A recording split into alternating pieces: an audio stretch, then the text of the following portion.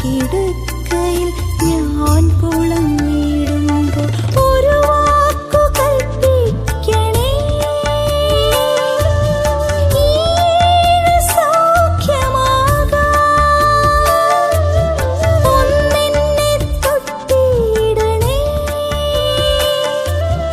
ഒന്നെന്നെ തലോടിടണേ.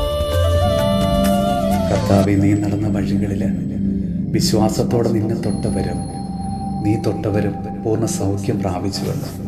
കർത്താവെ, ഇന്ന് നിന്റെ സൗഖ്യദായകമായ കരങ്ങളിലേക്ക് കർത്താവെ വെന്റിലേറ്ററിലും ICUവിലും തീവ്രപരിചരണത്തിൽ കഴിയുന്ന എല്ലാ രോഗികളെയും സമർപ്പിച്ച് പ്രാർത്ഥിക്കുന്നു. കർത്താവെ, മേജർ ഓപ്പറേഷന് വിധേയരായവരെയും ഓപ്പറേഷന് തയ്യാറായിക്കൊണ്ടിരിക്കുന്നവരെയും നിന്റെ കരങ്ങളിലേക്ക് ഇതാ സമർപ്പിക്കുന്നു.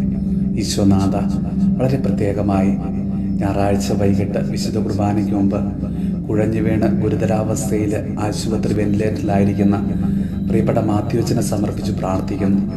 BP നോർമലാകാത്തത് മൂലം ഓപ്പറേഷൻ പോലും സാധ്യമാകാത്ത അവസ്ഥയിലായിരിക്കുന്ന അച്ഛനെ കർത്താവെ, നിന്റെ സൗഖ്യദായകമായ കരങ്ങൾ കൊണ്ട് തൊടണമേ.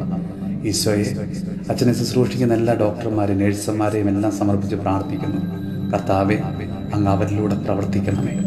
എത്രയും വേഗം ആരോഗ്യസ്ഥിതി മെച്ചപ്പെടുവാനും രോഗം ഭേദമായി അച്ഛൻ പൂർണ്ണ ആരോഗ്യത്തോടെ അങ്ങേക്ക് വേണ്ടി സേവനം ചെയ്യുവാനുള്ള കൃപ നൽകണമേ.